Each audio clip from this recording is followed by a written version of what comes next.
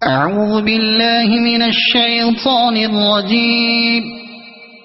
میں اللہ کی پناہ مانگتا ہوں مردود شیطان سے۔ بسم اللہ الرحمن الرحیم۔ شروع اللہ کے نام سے جو بڑا مہربان نہایت رحم والا ہے۔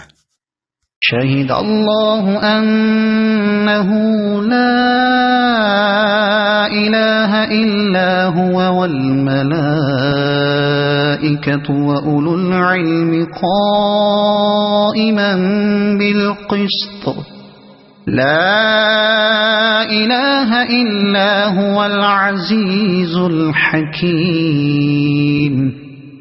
ان الدین عند اللہ الاسلام وما اختلف الذین اوتوا الكتاب الا من بعد ما جاءهم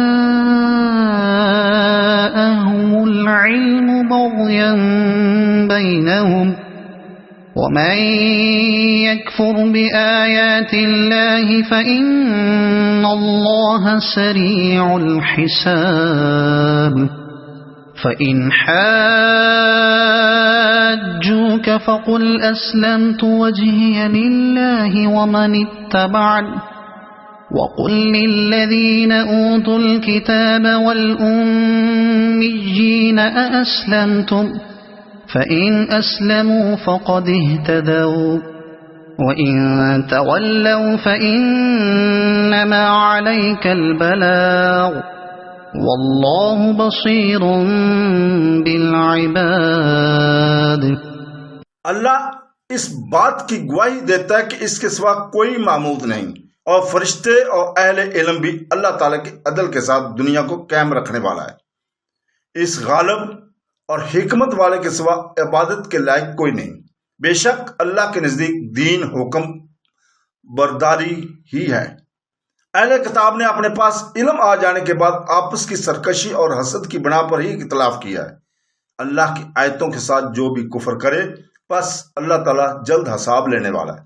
پھر بھی اگر یہ تجھ سے جھگڑیں تو تو کہہ دے کہ میں نے اور میرے تابع داروں نے اللہ کی اطاعت میں اپنا منہ متی کر دیا، اور اللہ کتاب سے اور ان ان پڑھ لوگوں سے کہہ دے کہ کیا تم بھی اطاعت کرتے ہو؟ پس اگر یہ بھی تابع دار مان جائیں تو یقیناً ہدایت والے، اور اگر یہ رد گردانی کریں گے تو تجھ پر صرف پہنچا دینا ہے، اور اللہ تعالیٰ بندوں کو خوب دیکھ بھال رہا ہے۔ آیت نمبر 18 سے 20 تک اللہ وحدہ لا شریک اپنی وحدت کا خود شاہد بیان کرتا ہے۔ اللہ تعالیٰ خود شہادت دیتا ہے، بس اس کی شہادت کافی ہے، اور سب سے زیادہ سچا گواہ ہے۔ سب سے زیادہ سچی بات اسی کی ہے، وہ فرماتا ہے کہ تمام مخلوق اس کی غلام ہے اور اسی کی پیدا کی ہوئی ہے اور اسی کی طرف محتاج ہے، اور سب سے بے نیاز الوحیت میں اللہ ہونے میں وہ یکتا اور لا شریک ہے، اس کے سوا کوئی پوجے جانے کے لائق نہیں۔ جیسے فرمان ہے یعنی لیکن اللہ تعالیٰ بذریعہ اس کتاب کے جو تیری طرف اپنے علم سے اتار رہا ہے گواہی دے رہا ہے، اور فرشتے بھی گواہی دیتے ہیں، اور اللہ تعالیٰ کی شہادت کافی ہے۔ پھر اپنی شہادت کے ساتھ فرشتوں کی علماء کی شہادت کو ملا رہا ہے۔ یہاں سے علماء کی بہت بڑی فضیلت ثابت ہوتی ہے، بلکہ خصوصیت قائمہ کا نصب حال ہونے کی وجہ سے ہے، وہ اللہ ہر وقت اور ہر حال میں ایسا ہی ہے۔ پھر تاکید اور بارہ اشارہ ہوتا ہے کہ معبود حقیقی صرف وہی ہے جو غالب ہے، عظمت اور کبرائی والی اس کی بارگاہ ہے، وہ اپنے اقوال افعال شریعت قدرت اور تقدیر میں حکمتوں والا ہے۔ مسند احمد میں ہے کہ نبی کریم صلی اللہ علیہ وسلم نے عرفات میں اس آیت کی تلاوت کی اور الحکیم تک پڑھ کر فرمایا کہ ابن ابی آتم میں ہے کہ آپ نے یوں فرمایا کہ تبرانی میں ہے، حضرت غالب قطان فرماتے ہیں کہ میں کوفے میں تجارتی گھر سے گیا اور حضرت عمش رحمۃ اللہ علیہ کے قریب ٹھہرا۔ رات کو حضرت عمش رحمۃ اللہ تہجد کے لیے کھڑے ہوئے، پڑھتے پڑھتے جب اس آیت کی پہنچے اور پڑھا، فرمایا یعنی میں بھی شہادت دیتا ہوں جس کی شہادت اللہ نے دی، اور میں اس شہادت کے اللہ کے سپرد کرتا ہوں، یہ میری امانت اللہ کے پاس ہے۔ پھر کئی دفعہ اس کو پڑھا۔ میں نے اپنے دل میں خیال کیا کہ شاید اس بارے میں کوئی حدیث سنی ہوگی۔ صبح ہی صبح میں حاضر خدمت ہوا اور عرض کیا کہ ابو محمد، رحمۃ اللہ علیہ کیا بات تھی جو آپ اس آیت کو بار بار پڑھتے رہے؟ کیا کہا کہ کیا اس کی فضیلت تمہیں معلوم نہیں؟ میں نے کہا حضرت میں تو مہینہ بھر سے آپ کی خدمت میں ہوں، لیکن آپ نے حدیث بیان ہی نہیں کی۔ کہنے لگے اللہ کی قسم میں تو سال بھر تک بیان نہ کروں گا۔ آپ میں اس حدیث کے سننے کی خاطر سال بھر تک ٹھہرا رہا اور ان کے دروازے پر پڑا رہا۔ جب سال کامل گزر چکا تو میں نے اے ابو محمد رحمۃ اللہ علیہ، سال گزر چکا، کہا سن مجھے سے۔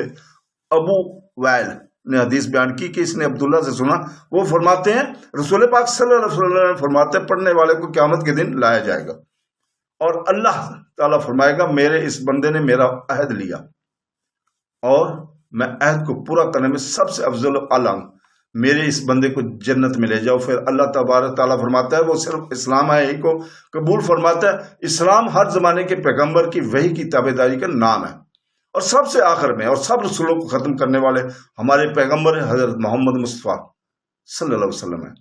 آپ کی نبوت کے بعد نبوت کے سب راستے بند ہو گئے۔ آپ جو شخص آپ کی شریعت کے سوا کسی چیز پر عمل کرے، اس کے نزدیک وہ صاحب ایمان نہیں۔ جیسے اور جگہ ہے کہ جو شخص اسلام کے سوا اور دین کی تلاش کرے وہ اس سے قبول نہیں کیا جائے گا۔ اسی طرح اس آیت میں دین کا انحصار صرف اسلام میں کر دیا۔ حضرت ابن عباس رضی اللہ تعالیٰ کی قرات میں ہے کہ خود اللہ کی گواہی ہے اور اس کے فرشتوں اور ذی علم انسانوں کے نزدیک مقبول ہونے والا دین صرف اسلام ہی ہے۔ جمہور کی قرات میں اس زیر کے ساتھ ہے اور معنی کے لحاظ سے دونوں ہی ٹھیک ہیں، لیکن جمہور کا قول زیادہ ظاہر ہے، واللہ عالم۔ پھر شاد ہوتا ہے کہ پہلی کتاب والوں نے اپنے پاک اللہ کی پیغمبروں کے آنے اور اللہ کی کتابیں نازل ہونے کے بعد بھی اختلاف کیا، جس کی وجہ سے صرف ان کا آپس کا بغض اور عناد تھا کہ میں اس کے خلاف ہی چلوں چاہے وہ حق پر ہی کیوں نہ ہو۔